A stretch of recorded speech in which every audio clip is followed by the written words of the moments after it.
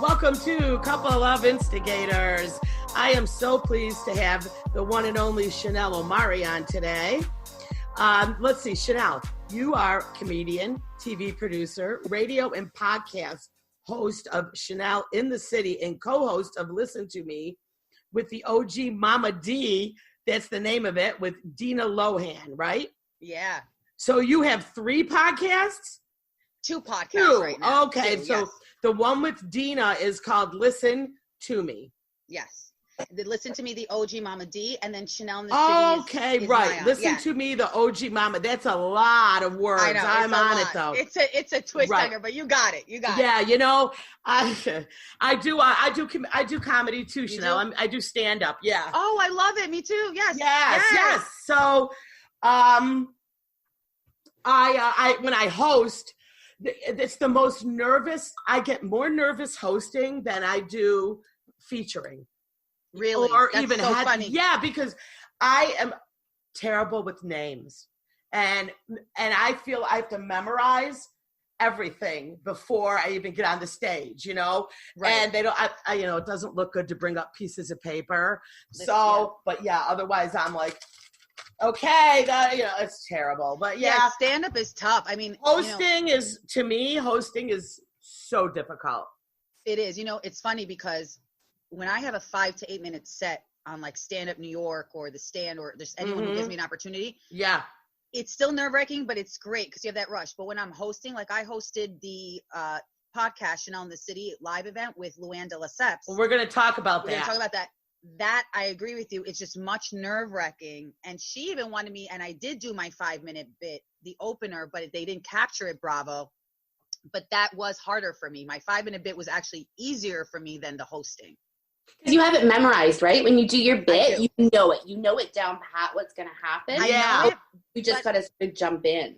I know it, but a lot of times too, I love improv. So I've realized that I'm the kind of comedian, like I interviewed Tommy Davidson and Cedric the Entertainer. Those are the comics that I've like looked up to growing up, Jamie Foxx.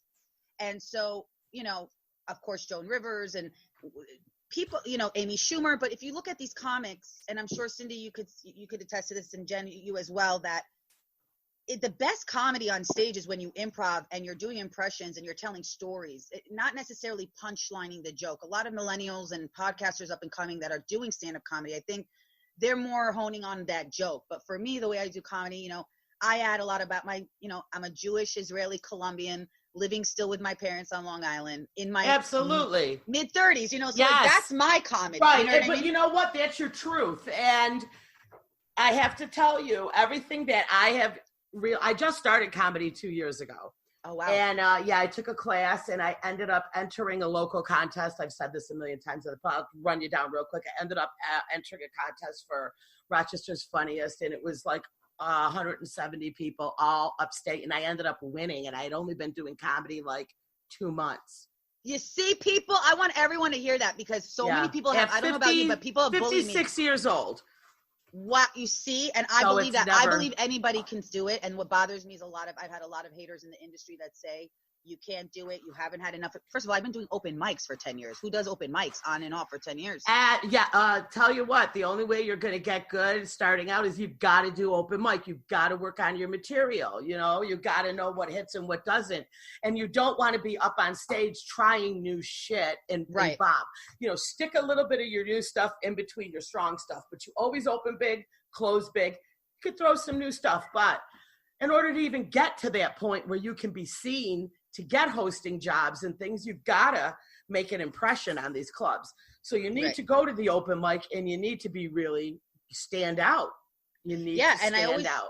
I always say, like, my comedy, a lot of times when I test, I memorize it, Jen, also back to your question, I memorize it.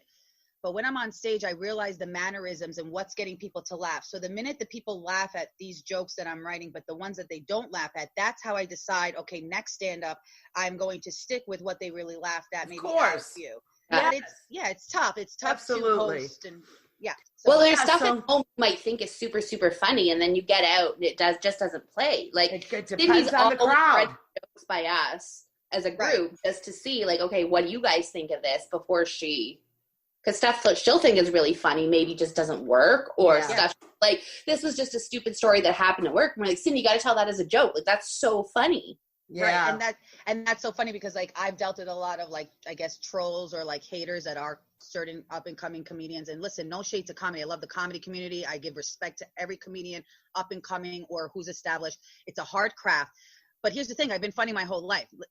That's what I wanted to do. So I know when I'm not funny. I know when I am. And one girl said to me, Chanel, you're not funny yet. And so what I want people to hear is like, right? Isn't that so crazy? But again, it's because she's threatened. But who is she to say if I'm funny or not? Really, it's up to the masses and the public if they think I'm funny or exactly. not, right? I mean, there's plenty of comedians that have Netflix specials that I don't get still.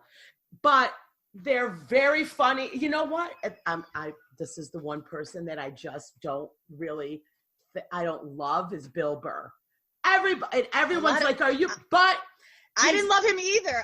Here's the thing. I mean, until this recent movie, the Staten Island King with Pete Davidson. Right, but his stand, I mean, I don't know. I guess I tend to find things that are more relatable to me very funny, and but it's just a matter of taste, but a good comedian should be able to hit everybody in the crowd, and I try my best to like hit the young millennials, to hit the older people.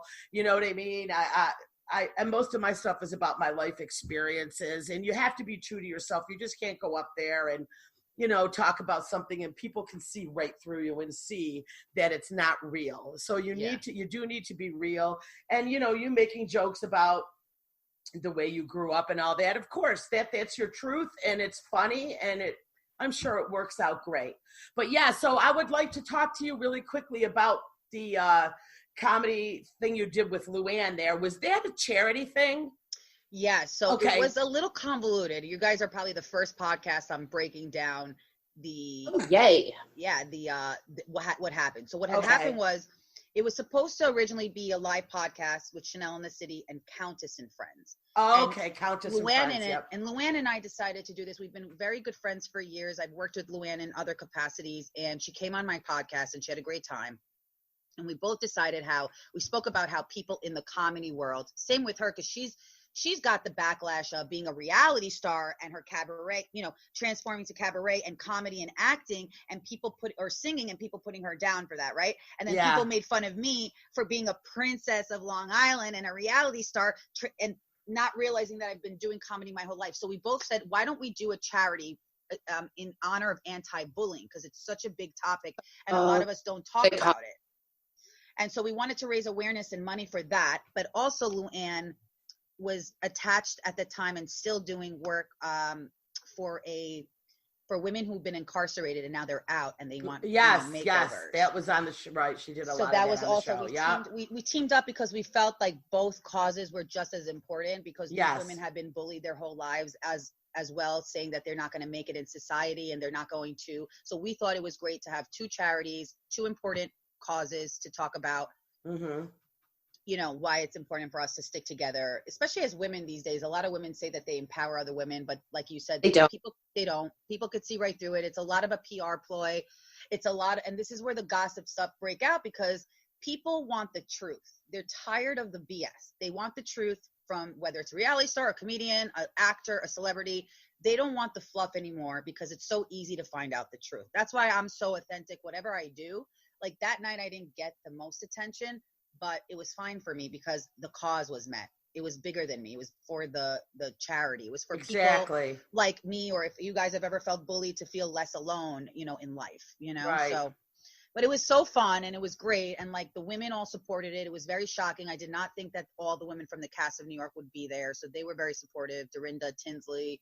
Yeah. Even Ramona, surprisingly, and Sonia. Right.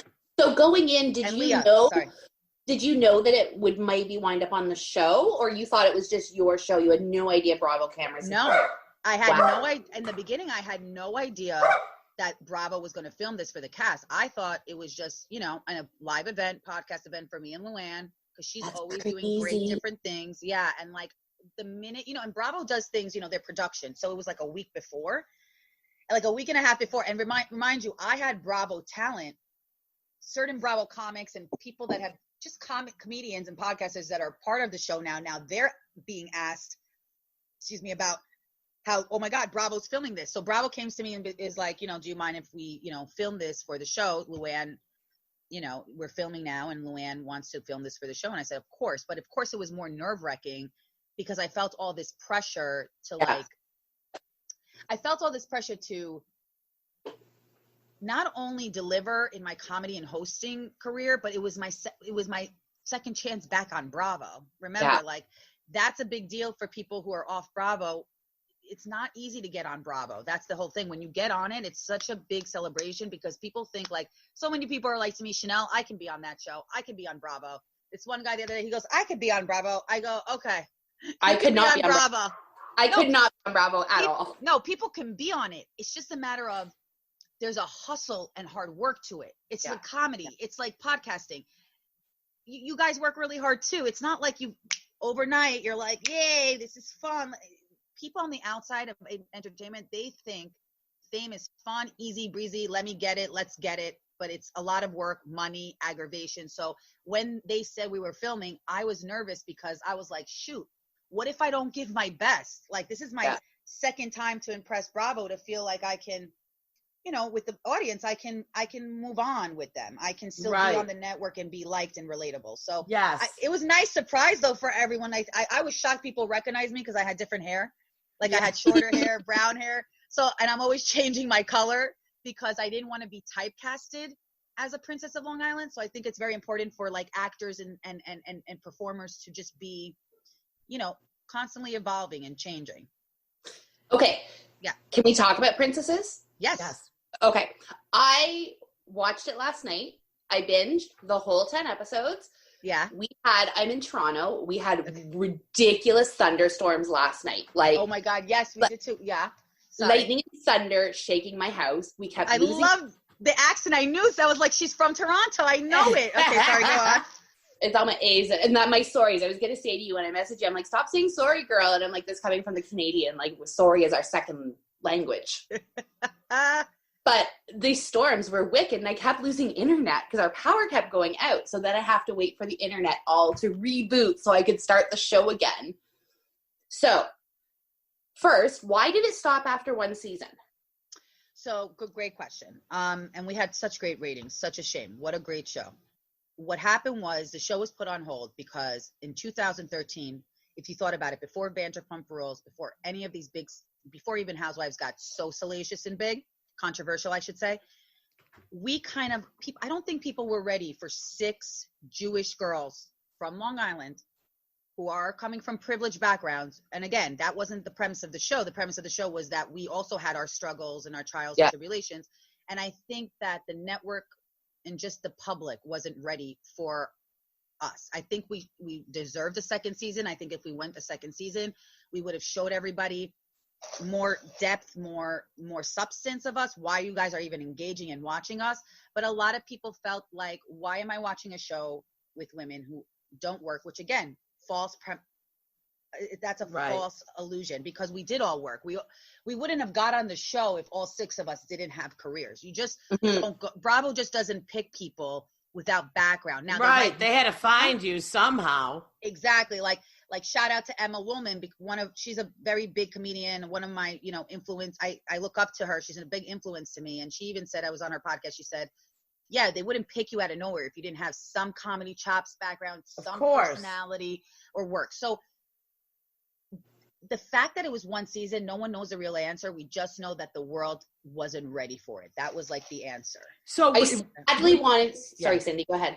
No, I was just curious because of the timing of it. Was that way before the Housewives? It was just when only Orange County was out. Remember? Okay. I remember PG. That was okay. And also New York was just, on its second season only. So I watched it when it was out because I watched it. Oh yeah, absolutely. I definitely did. Cindy's Bravo queen. I do. I watch all the Bravo. But Chanel, what else was on Bravo at that time? To be honest, not